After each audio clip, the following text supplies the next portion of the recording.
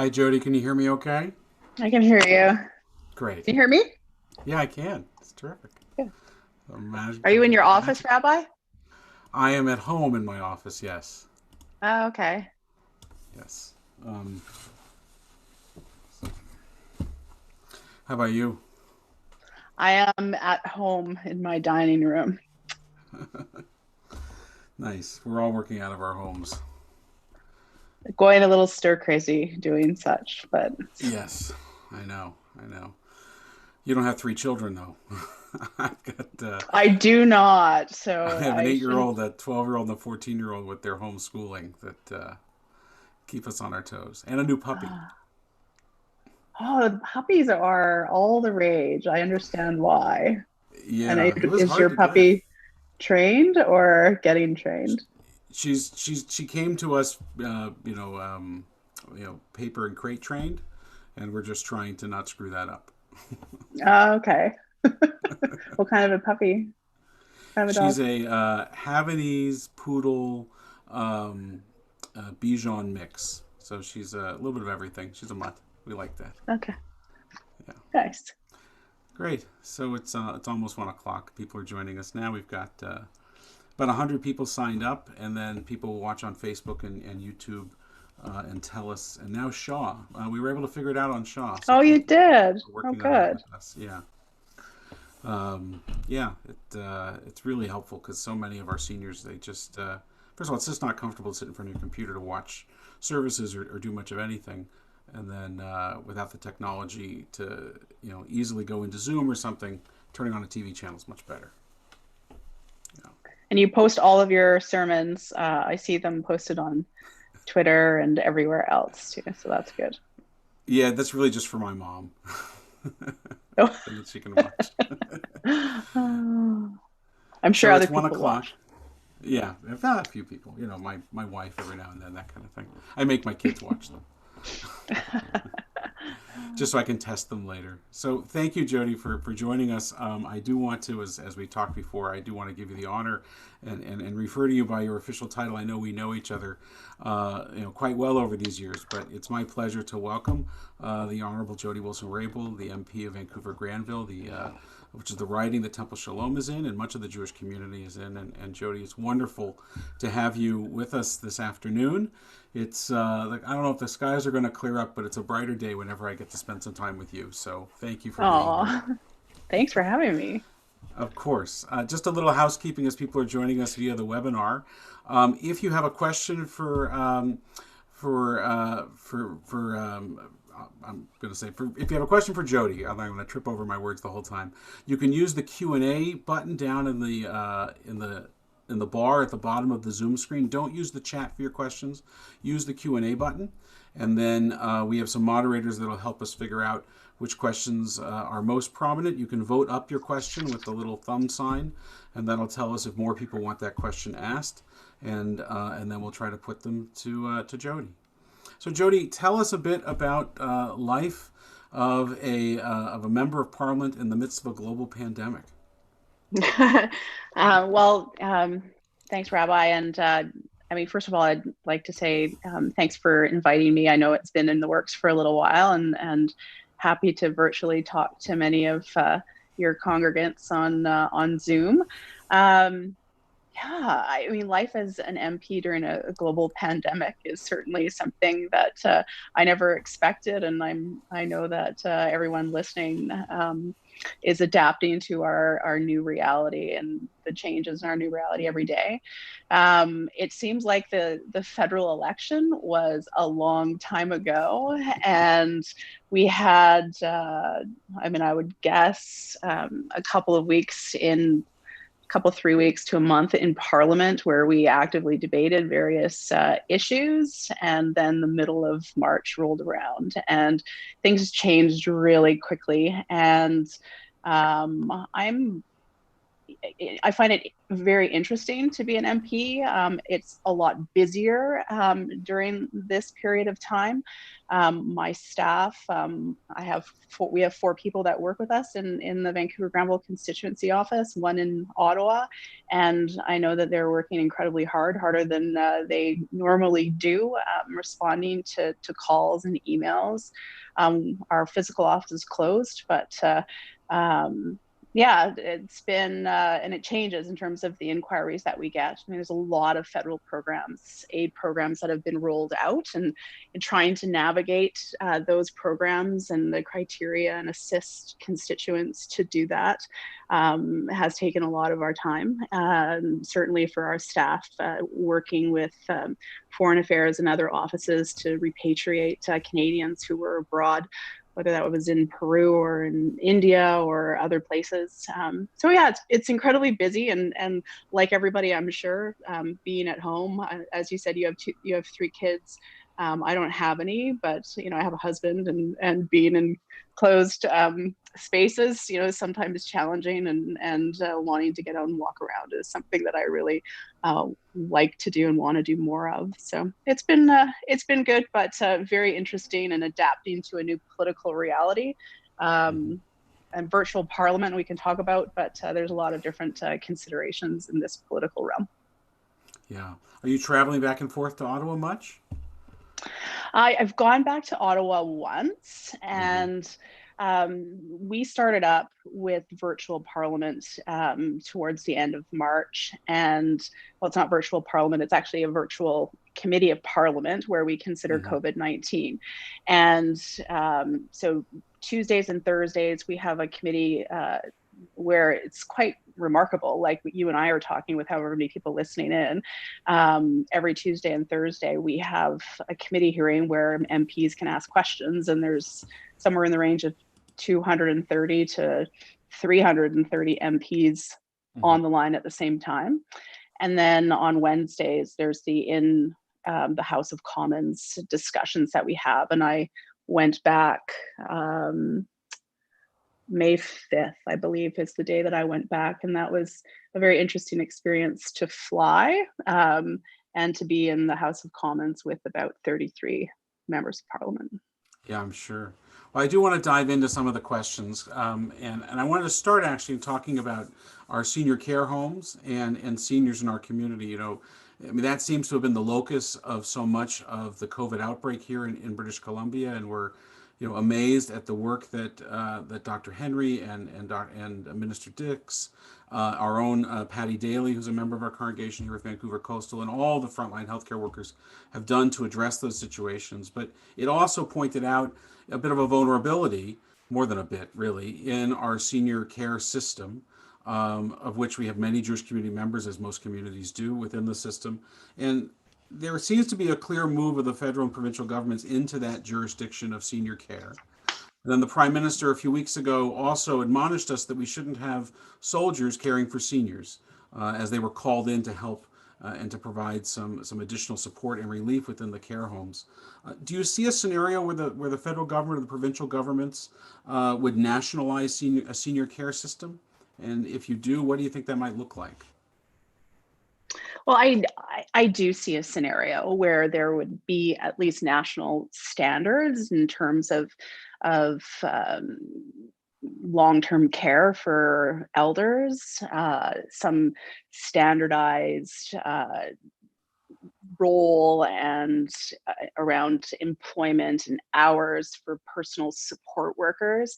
I mean, I agree with you, and I think that there isn't a Canadian across the country that hasn't been exposed or hasn't had to deal with one of their relatives getting older and needing that care. And if COVID-19 and this pandemic has exposed anything, it's exposed the incredible impact that it has on vulnerable people among us. And I know, like you and people at Temple Sholom, I mean, how we treat our most vulnerable is indicative or says who we are as a society. And I think that all of us, certainly the federal government, the provinces, and Canadians generally need to take some stock about what has happened and how the impact has been more pronounced, particularly in seniors, in in homes. So I know that the Prime Minister and premiers and health leaders have been having conversations about how they can come together and provide guidelines for seniors care and long-term care facilities. And I hope, and I'm pretty confident that most MPs are not going to let this conversation fall off the table, because we should all be somewhat ashamed and take action to ensure that the conversation continues beyond this. And in terms of our constitution, the role for healthcare is something that is administered by the provinces, but the federal government also has a responsibility in taking a leadership role, setting those national standards, recognizing the diversity that exists in terms of the different regions in our country. But senior care, elder care is an extension of our healthcare system, and whether or not we nationalize standards through the Canadian Health Act or a separate piece of legislation, that's something that we have to do. It's a real lesson to have been learned, and whether it's putting together a committee to actually produce recommendations, or I was talking to one senator that was saying we should actually have a royal commission to actually bring forward robust recommendations about how it can be done and done properly and have longevity.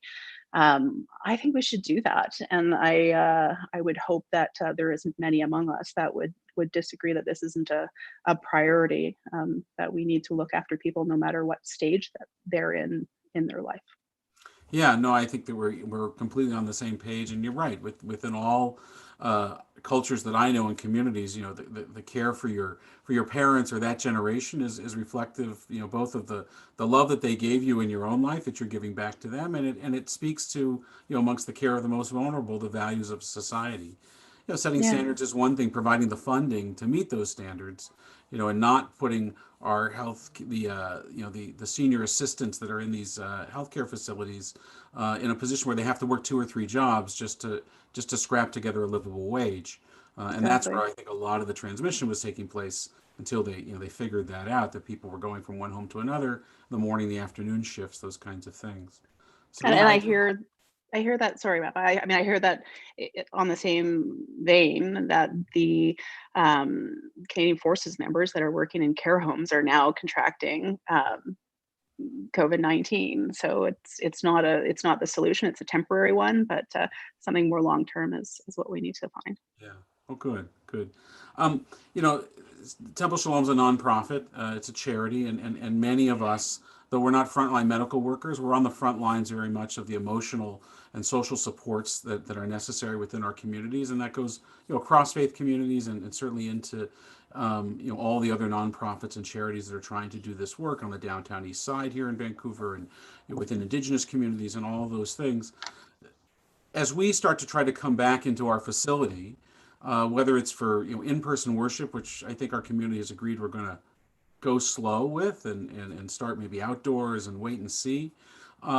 But just as we start to come back into our facilities, there's going to be infrastructure changes that we're going to need to make, cost to us to become suitable workplaces for the professionals that work there and for our volunteers that come into the building, to provide proper social distancing, the proper sanitation, all the cleaning that goes on. The federal government was really quite responsive when synagogues and other faith houses of worship needed to create more robust security for the hate crimes that were ramping up within the country, and particularly in the province, the anti-Semitism, particularly here in British Columbia. And they created the SIP grant, the Security and Infrastructure Program. I'm wondering if the federal government would consider either adding on to that so that nonprofits and charities, and particularly houses of worship, could receive assistance. We're not for-profits. We can't pass these costs on to our members. Or creating some other kind of program that would provide that kind of support, so these places like Temple Shalom can better provide the services to our members without having to take the financial hit that's going to come, and without a way to increase revenues to pay for it. Right. Well, I know that you had sent on a query in this regard to me earlier, and I mean, it's an important question. And I'll say a couple of things. First of all, I think that the work that Temple Sholom does, that so many organizations within the Jewish community in Vancouver, Granville, and beyond, and organizations, not-for-profits generally do, has been extraordinary to fill some of those gaps, certainly to take care of people within our community. So I recognize the extraordinary work that has been done and the resources online and otherwise. Anyway, back to the question that you asked. I literally asked it. Is it Friday today? It is.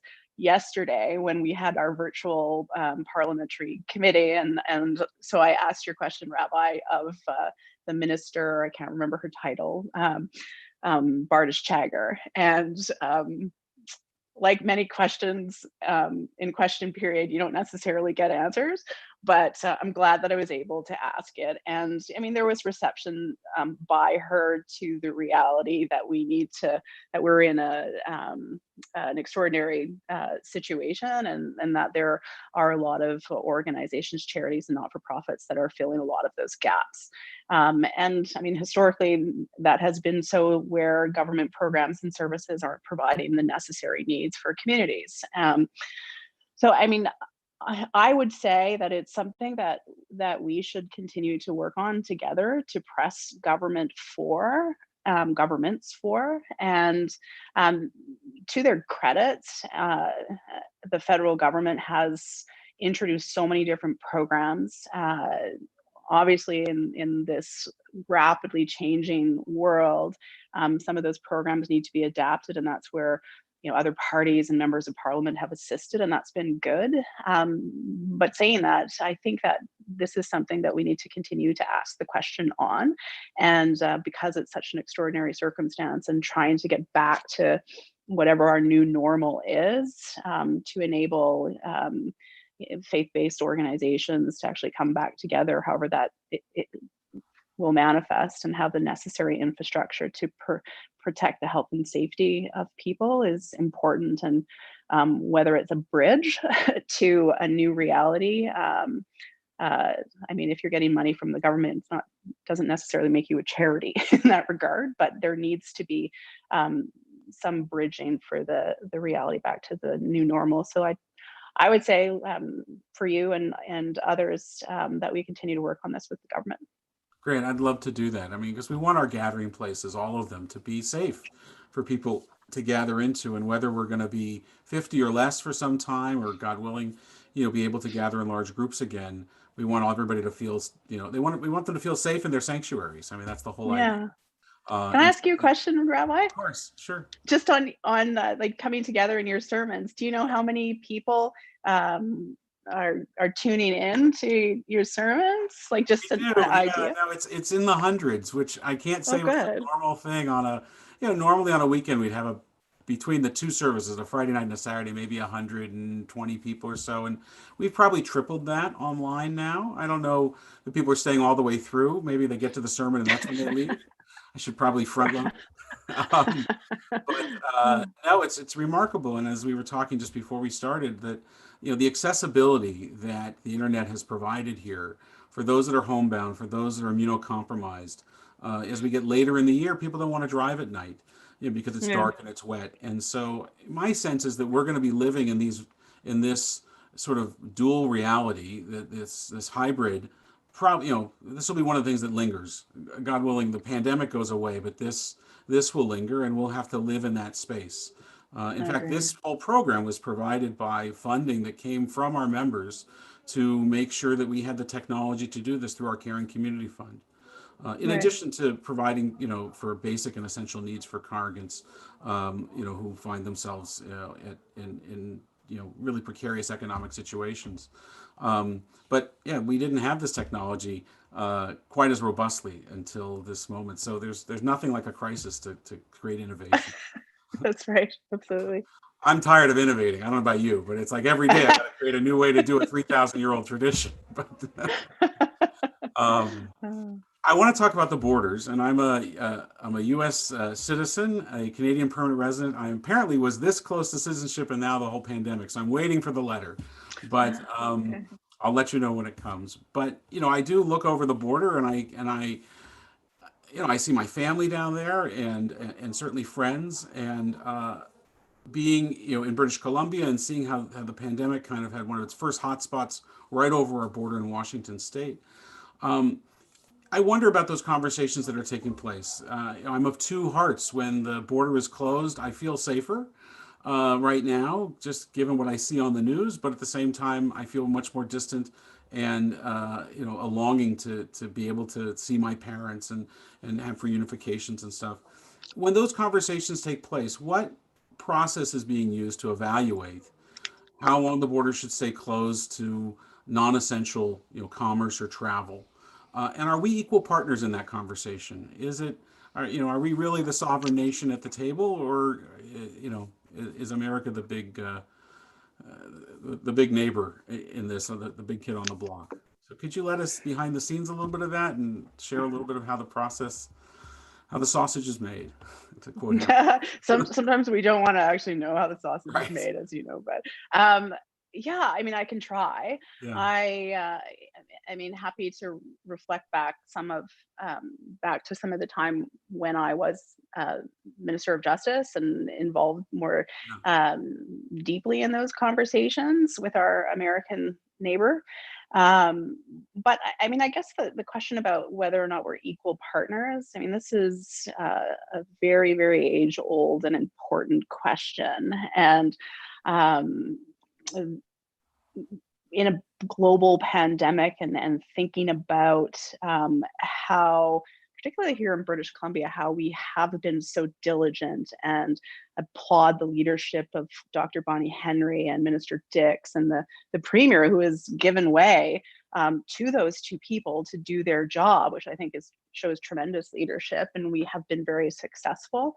Um, I think that we and our relationship with the United States, I think we're in a different reality right now than when the current president was elected, and I was a minister at the time, and trying to figure out what he was going to do and not do, and wanting to ensure that we maintain that positive relationship with our biggest trading partner, and the recognition that people like you have family in the United States.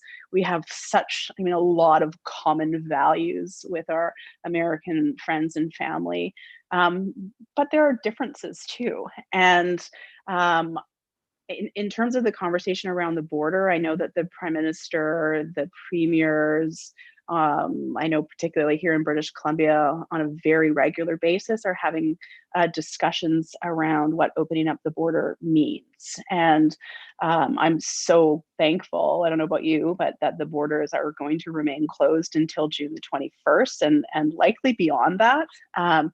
But it really depends on the conversations that are being had between the levels of or the different jurisdictions.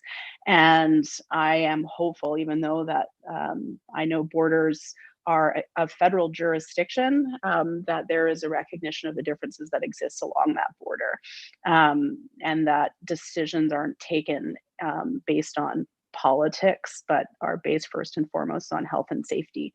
So I mean, I think there's discussions that are being had about what really is an essential service, what is essential travel. Dr. Bonnie Henry has talked about the need, and understanding the need for family reunification. And I think that should be a priority when it's safe to do so. But even having said that, we have to make as individuals some choices about what we do, where we are going to live. I mean, some circumstances dictate where we live, but it always has to be paramount. But I guess broadly speaking, in terms of our relationship with the United States, and I'll say this and try not to be political, although I am a politician. Uh, I mean, there's an election coming up, and who knows if the current president is going to be the president after that election. The United States has taken some very, very different directions or paths than we have, in terms of their approach to trying to manage the pandemic, and we need to be concerned about that. The United States has been a world power and still is. But I think that it also has caused some discussions and reflections among many people about our own country, our role in the world, how we want to continue to contribute and be a leader in the world, and the nature of our relationship with our neighbors to the south is something that we need to consider. And we live in a very diverse country. There's a huge polarization that we see occurring in the United States right now, and we just need to be very mindful of that reality and its impacts on us. Well, that certainly addresses, our southern border. I'm not too worried about people coming in from the northern border right now. But what about international borders in terms of air travel? Do you see Canada restricting travel from certain countries, opening up to others? And how would we make that determination? Well, I mean, I think it's a difficult determination, as reflected by some of the conversations and statements that we've heard from federal ministers about actually deciding to close the borders. I think it's a possibility for sure. I mean, we've seen that in the past where countries have restricted travel from various countries. I mean, it's a right of every Canadian citizen to come back into the country. I think implementing in a significant, diligent way the Quarantine Act, having the technology to be able to and the availability of testing to be able to test regularly, to have contact tracing like they do in many countries. If you're wanting to come in, that we will know, they'll know the whereabouts of where you are and who you encounter. Mm-hmm. But I mean, it's a difficult question. If you restrict travel from one country, you need to have a clear idea and criteria for the reasons why, and be consistent in that. I guess, thank you. I mean, I guess related to that is another question that I have, which is about some of the vulnerabilities that this pandemic has pointed out in terms of our domestic production in the food supply chain of PPE, of medical supplies, and the length of our supply chains relying on global transfer of goods and services and materials into Canada, where we aren't really manufacturing those things now at home. Obviously, we've ramped up domestic production in an emergency situation. Do you imagine that there will be new directives or incentives for Canadian manufacturers, and along again with the food supply chain, that will continue beyond just the crisis of this moment? Do you think that there's a lesson that has been learned about Canada's self-sufficiency in the midst of this? Yeah, I mean, I think there's the possibility for a lot of lessons to be learned. I think that there's necessary reflection that would contextualize the conversation about having food security, producing various PPE here, or other TVs, et cetera, whatever else we want to produce and be self-sufficient. I mean, broadly speaking, if we live in a global reality, or we have, and now we're considering what living in a global reality means in terms of transmission of a deadly virus. And we're seeing throughout the world that many nation states, including ours, because we have restrictions in terms of entry and travel, are putting up walls, when since the Second World War, as you know, we have been taking those walls down, and we benefit significantly from international trade and commerce, in the sense, obviously, that we get goods a lot cheaper when we have trade with other countries and have production elsewhere. So as a general comment, if we need to know what we're prepared to pay for certain things. If we are going to produce a television, for example, in Canada, it's going to cost a heck of a lot more than it does right now. We have seen, in terms of PPE, we've seen various companies manufacture PPE There's going to need to be regulations around it if that's going to continue. Those companies and the government, for that matter, if this is a decision that's made, is going to have to determine if there's that market for the PPE. So I think there's a lot of different considerations, but I think broadly the consideration between, do we actually live in a global world, which I think we did and we do, and recognizing the fundamental interconnectedness between all of us. The virus exemplifies that more than anything, and the need to understand that global reality while ensuring that we protect health and safety. But I mean, in terms of food security, I think that we have lots of opportunities to be able to, more than anything else, to ensure that we have food security, that and we have seen it in Vancouver, that we're supporting local businesses, that we're,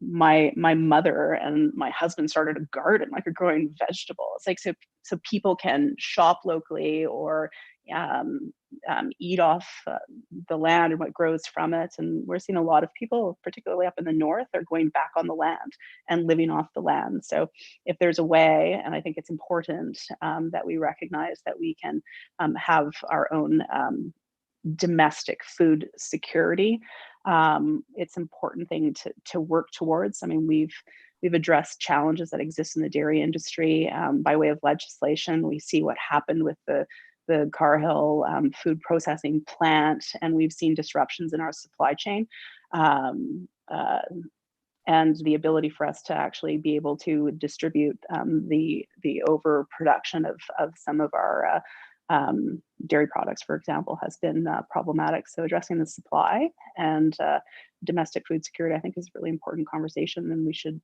work towards that.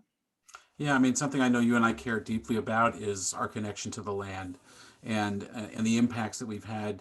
We were talking a lot about global warming and the environment before the pandemic, and I think that the globe has been given a little bit of a Sabbath, a little bit of a rest, more than a little. We've seen the reports of cleaner air and cleaner water, and one of the biggest impacts we know is industrial farming. So to see things get a little smaller, and for us to get more local.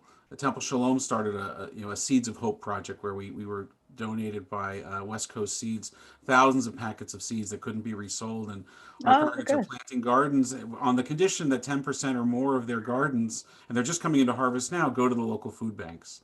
And it's great. I love it. People doing that. It's kind of our 2020 version of a victory garden, I guess. But so what's the best growing vegetable right now, Rabbi? We can't stop growing kale. It will, and my wife's the only one that eats it, so it's an issue. But kale is coming out of our ears. We're doing everything we can to get to get through it.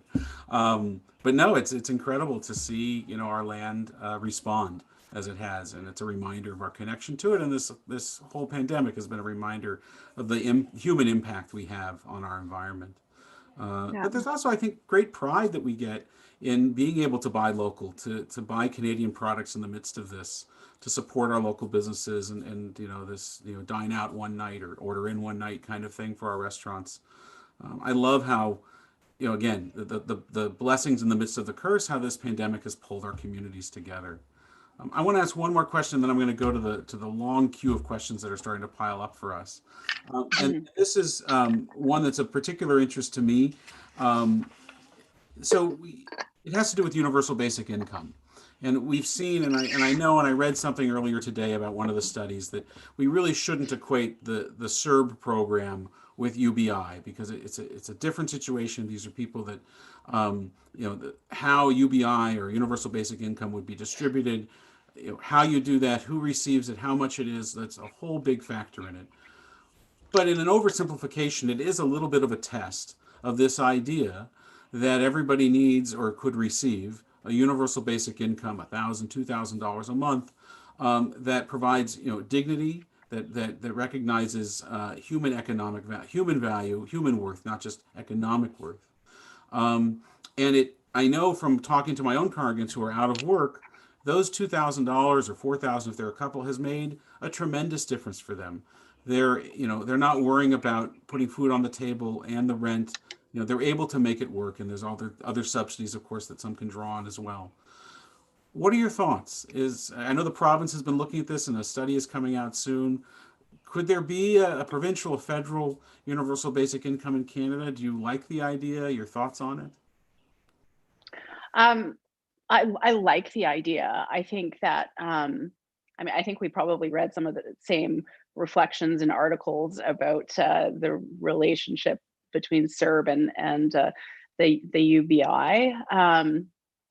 I in some of the articles that I read, I mean it's going to be a very interesting unplanned experiment to get the data from the CERB program and payments. And I mean, that's last 16 weeks, and we'll see what happens beyond that. I know a lot of members or constituents in Vancouver Granville are asking about the extension of that.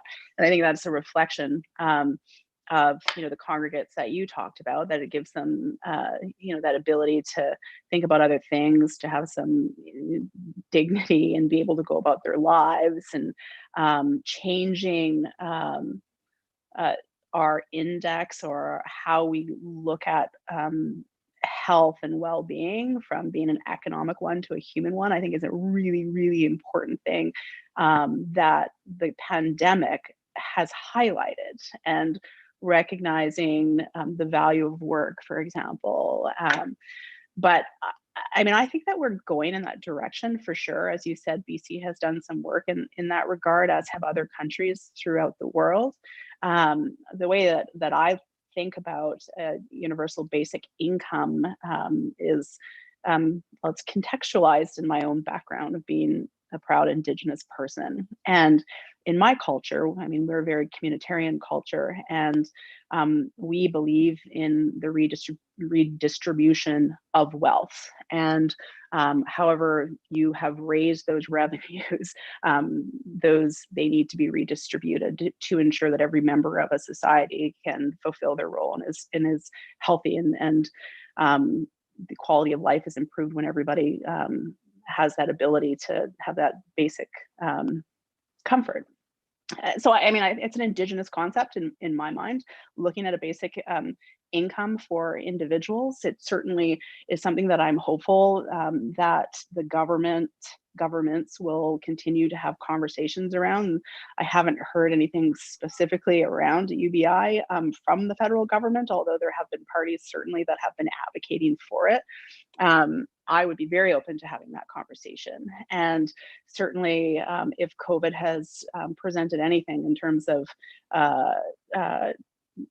how we can alleviate the administration and the costs of programs and services and the overlap and the challenges of who gets it and the criteria, a universal basic income would enable the redistribution of the money that's been raised to individuals. So I think it's something that is very worthwhile looking at. I'm hopeful that this is one of our lessons that we've learned. And I mean, it's tested us and it's made us recognize the vulnerabilities again that many people have. And if there is a way across the board, recognizing regional diversity and standards of living in different areas of the country, if there's a way across the board that we can provide the necessary money and livable income for individuals, obviously taxing people that make a lot more.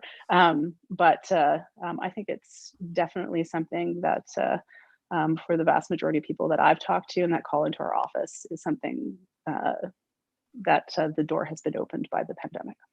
Yeah, I guess that's one of the things that gets me through the days, and when I talk with my congregation, is that whenever there's a crisis throughout history, yeah, humanity has not always, but has always been given the opportunity. They haven't always succeeded in coming out better and having learned lessons from it, and creating new models.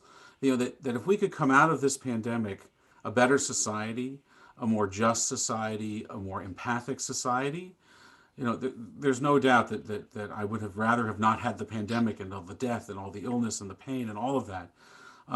But it's incumbent upon us to try to make it a better world, and to come out in better shape on the other side, so that we can face the next thing, whether it's this or the unimaginable.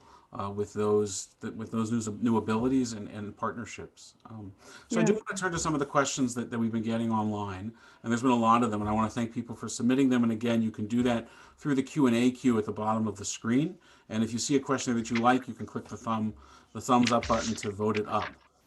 So the first one that comes in that I wanted to share with you is, so what, if anything, is the federal government doing or planning for people who are disabled? Many are high risk, have extra needs. Most have an income of around $1,100 a month, which already isn't nearly enough. 75% of the clients of our Jewish Family Services, which is our social service organization in the Jewish community, under 65 are disabled. So these are not seniors we're talking about, but they're the younger folks that are disabled. The government's talked a lot about helping the most vulnerable, but they don't seem to have addressed these needs nearly enough. So what are we? Yeah, What, it's go sorry, ahead. go ahead. No, sorry. No, it's a good question, and it's an important question. And I mean, I give and applaud the government for the programs that they have put in place and how those programs have been adapted based on need. Minister Qualtrough, who's Minister for Persons with Disabilities, has indicated very recently that there will be specific support coming for persons with disabilities. What that will be is yet to be determined. In fact, that was a question that has been asked by several MPs. So I mean, I think it's going to be coming to assist in various circumstances with respect to the challenges that people have. So I know that it is something that is on the radar, and hopefully that's going to be coming in the next week or so. I'm not sure the time frame. So along those lines, and you mentioned it before about when we were talking about the UBI and that we need to tax the wealthy. So we've been doing what I think is necessary for a society, and I think economic models show this. We've been throwing money at the problem, and that's been alleviating some of the pain. But where is this money going to come from when the bill is due? How are we paying for all of this? Well, it's a great question, and it is certainly a question that I and almost every other, well, not almost every, most MPs are asking. And I don't think there's anybody that would dispute the necessity of the programs that have been delivered, nor would they dispute the extraordinary cost that those programs that they cost. So there have been many questions of the Minister of Finance to give us when the federal budget is going to come, when there's going to be the fiscal projections, and to enable us to have some discussion around where we sit in terms of our debt, in terms of the debt to GDP ratio, which is going to, it's still manageable, but we're trending in the wrong direction. And the amount of expenditure is certainly not sustainable. So there has been a big press to have these conversations. And I understand the Minister of Finance wanting to have concrete numbers before he gives that fiscal update, but that update has to come soon. And to your question about what we're going to do or where the money is going to come from, the challenge, I mean, be completely out there, is nobody wants to talk about that before the next election. Certainly the government doesn't want to talk about that, but we have to. And I mean, it's an opportunity to talk about what kind of society we want to live in, how we want to provide for people, the universal basic income that we talked about. So where is the money going to come from? Well, there might have to be a super tax on the wealthy. I know no government or opposition party would ever raise this, but I think it's an important conversation to have. Raising the GST, it is a good source of revenue. Having conversations around different programs and where we make those investments. I mean, these are considerations that the finance minister is going to have, that there's going to be a necessity to have debate around. And, the conversations about reopening the economy, and the prime minister has been known to say many times about it's going to come back. What does he say? It's going to come back guns blazing or charged. I mean, we really have to have a conversation around what type of economy we want to have when we come back. And I think like underlying all these things, I mean, yeah, of course we need to look at our GDP and our debt to GDP ratio. But there are other ways, and I said this in the House of Commons when I was in Ottawa, there are other ways to measure standard of living and the well-being of Canadians. And that's through some measure of a well-being index. And GDP has historically always been used to measure the well-being of standard of living. But I think we need to look at other models and what we want in terms of a resurgence of our economy. We need to consider opening up our country, having people come to our country to fuel our economy, moving quickly, as I think we should, my own personal opinion, to a greening of our economy. New technologies, transitioning from dependence on oil and gas. All of those considerations I think need to be made, and how we the fiscal tools that we have in terms of transfers, et cetera, to provinces and territories. Wow, I hope so. I hope so. As I said, it's an Yeah, opportunity for us to really do good. We have a I bunch of agree. questions piling up, so I'm going to try to run through these. I won't call it a lightning round, but we'll try to go Oh, quick. you want me to be succinct, Rabbi? No, it's I more. will. Um, you should always worry when the rabbi takes off the watch, because that just means they're not going to pay any attention to time. So, but I'll try to get through a couple of questions here. So one is along these lines of all these government programs. Do you think we have enough oversight and accountability? In Parliament, you mean? Yeah. Um, I think that my short answer is no. I mean, it was an historic time and an extraordinary time, and provided in the first piece of legislation that passed in mid-March, the ability for the government to respond agilely to the COVID crisis and be able to have these aid programs. But this is the big debate, and I'd be very interested to know what you and your congregates think. I believe that our democracy is essential, and checks and balances are essential.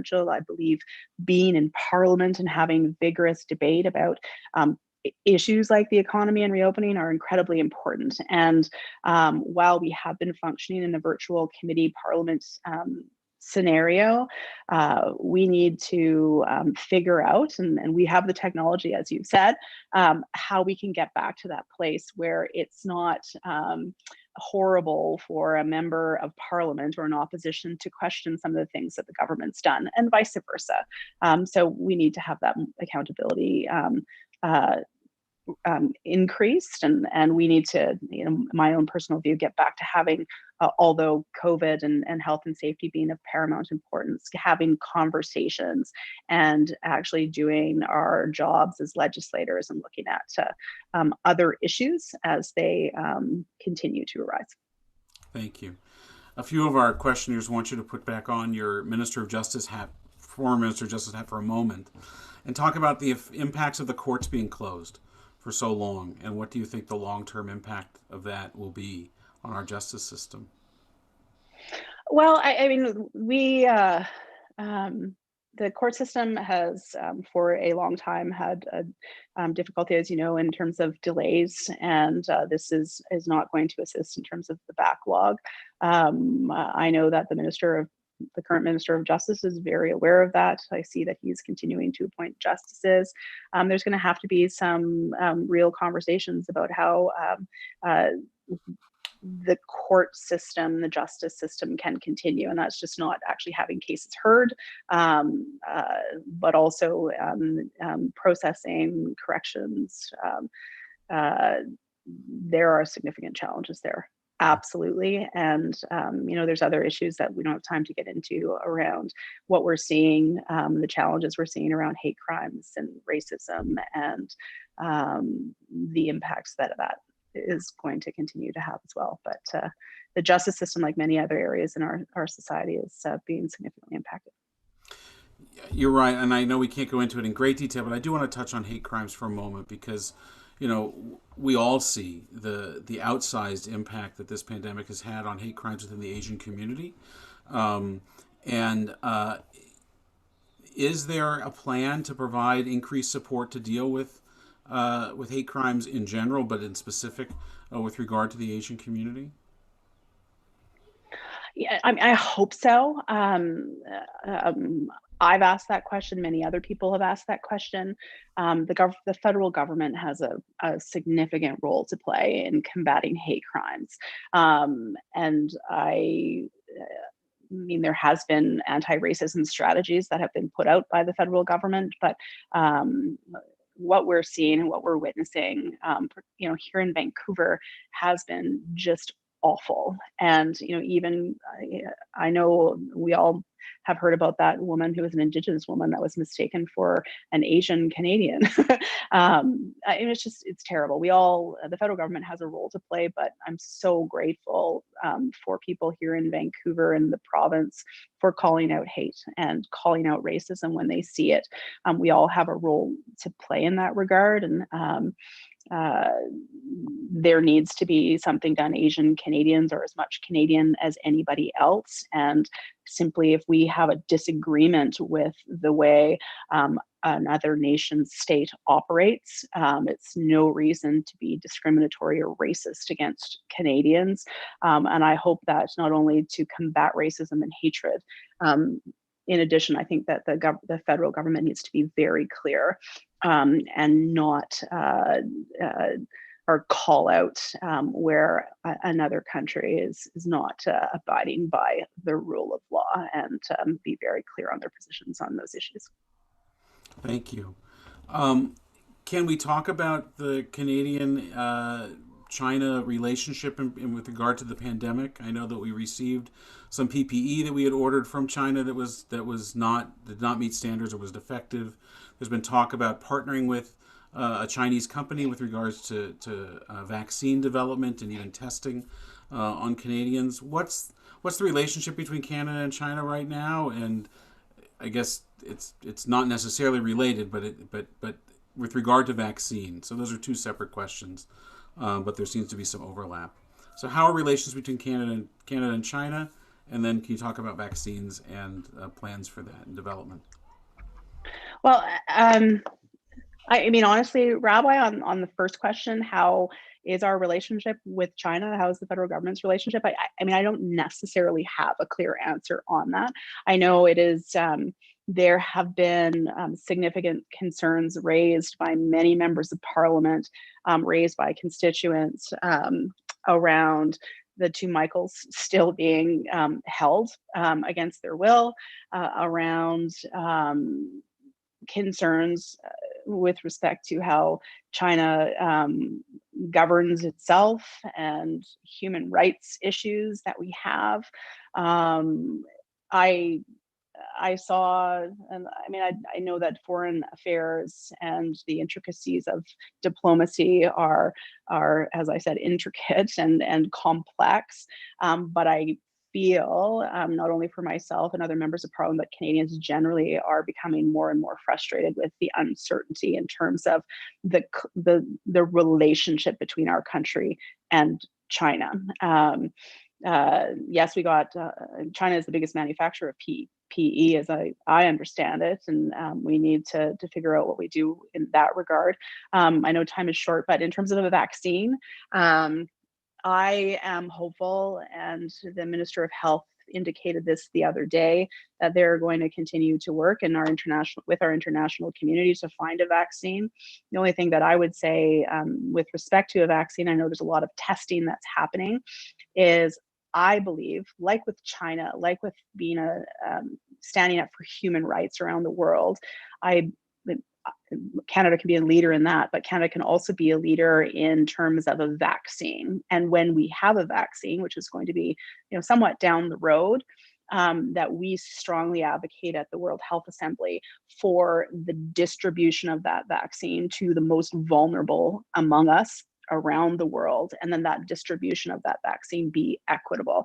That's a place where I believe Canada can play a fundamental role, and is going to have to step up and take that leadership role. And even if challenges come with respect to it, I think it's incredibly important in our global reality, and recognizing the vulnerable among us.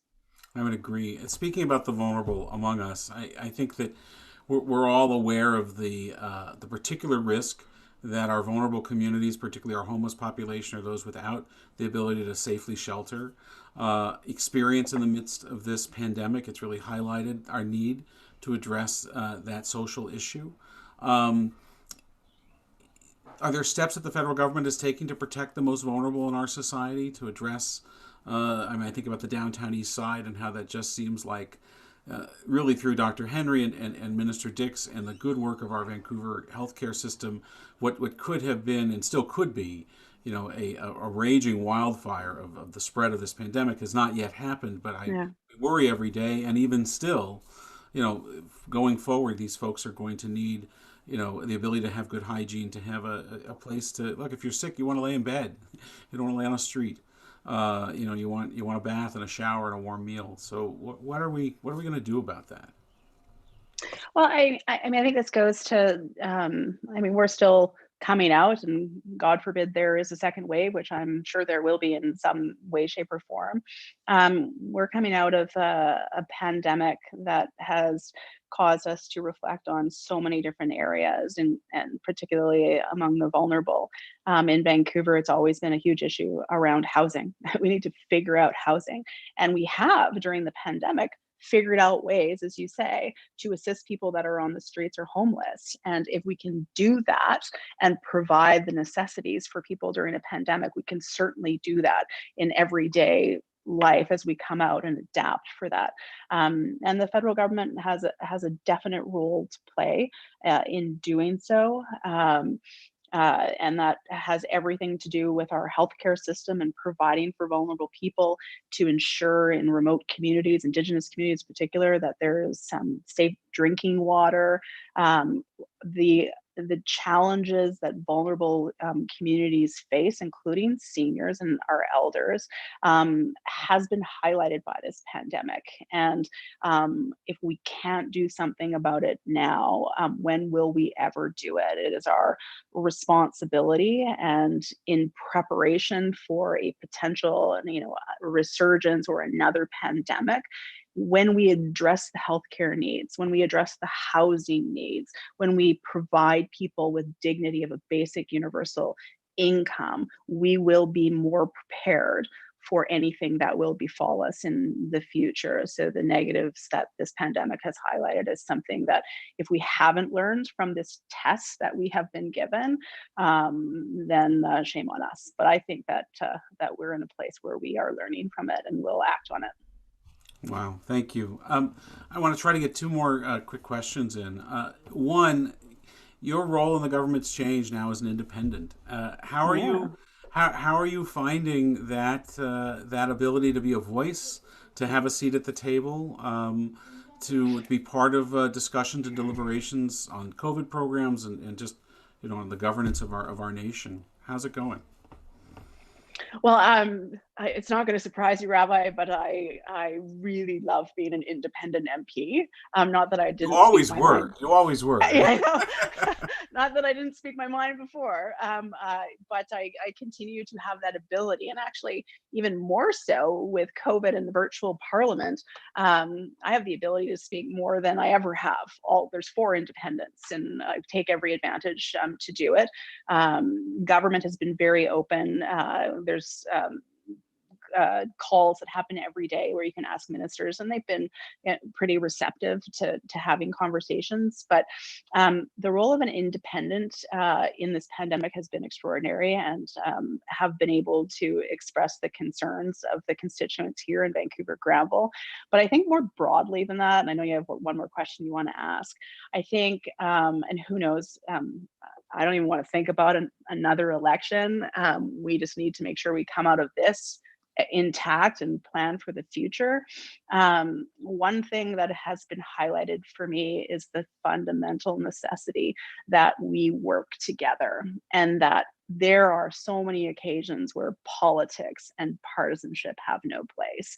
And when we do work together, and we have, you can see the results and the benefits that accrue to Canadians. And more than ever, people just want to be heard, have their issues heard, and contribute to the discussion.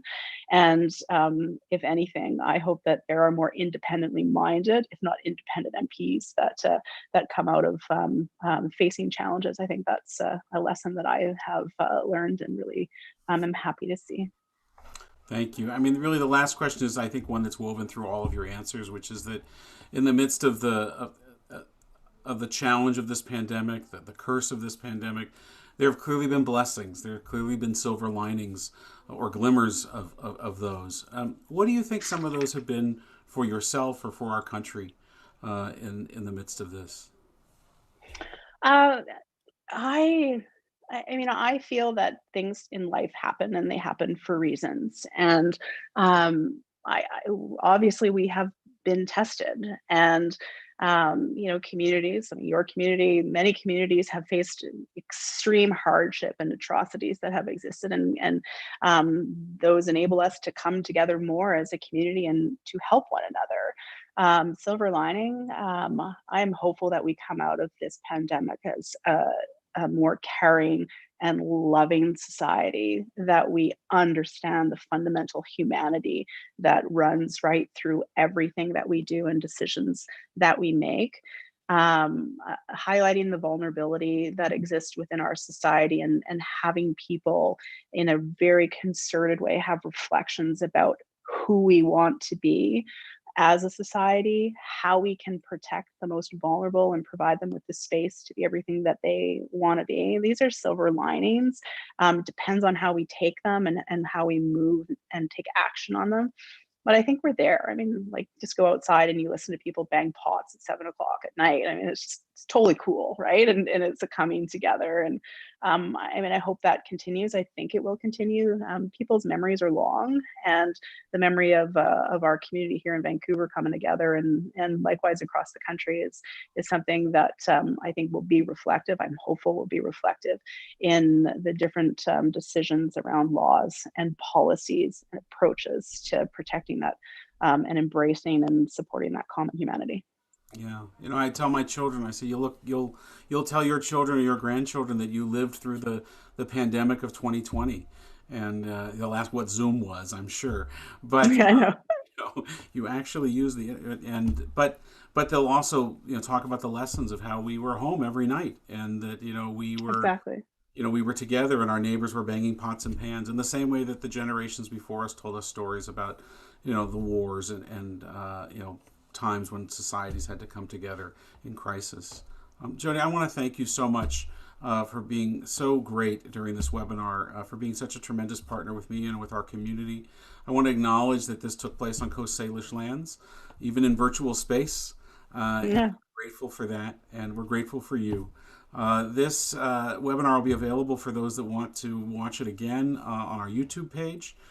Temple Sholom has services tonight at 8:15. It's a special service because our high school graduates are being acknowledged. They're not getting the graduations that many of them plan to have, and as they graduate from our Jewish education program, we're going to give them an opportunity to be recognized and even to speak tonight at 8:15, and that's available on all these same channels. Jody, thank you so much for joining me. Thank you for the work you do for our community. It's always a pleasure. It's been wonderful to be with you. Well, I appreciate that, Rabbi. And if I could, I just want to thank you for the leadership that you've always shown, and the guidance that you've always provided me. I really, and I know that everybody feels this that's listening, want to, this is the politician thing, but it's so true, to thank, like, all of our essential workers, all of our frontline workers and healthcare providers that have been able to navigate and get us through to the place that we are, this pandemic. And I know that work will continue. So thank you very much. You as well. Take care. I'll say Shabbat Shalom and stay safe and healthy. Shabbat Shalom. Take care. Bye. Bye.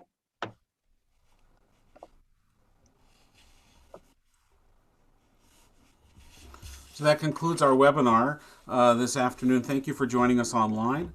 As I said, this will be available in a recorded version in about an hour or so on our Facebook page and our YouTube page and our podcast, where you can find all of the Let's Talk About It conversations that we've had with about healthcare in our society, about financial planning in the midst of a pandemic, parenting in a pandemic, and just recently this past Wednesday on estate planning and end-of-life decisions in the midst of a pandemic.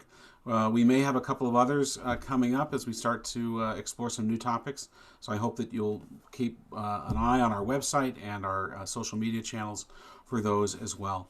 Thank you again for joining us. Thank you to everybody back in the office that made this possible. There's a whole crew behind all of this, making sure that I get the questions and that everything shows up online as it should, and we're tremendously thankful for that. That concludes our program for this afternoon, and we will see you again soon. Take care and Shabbat Shalom.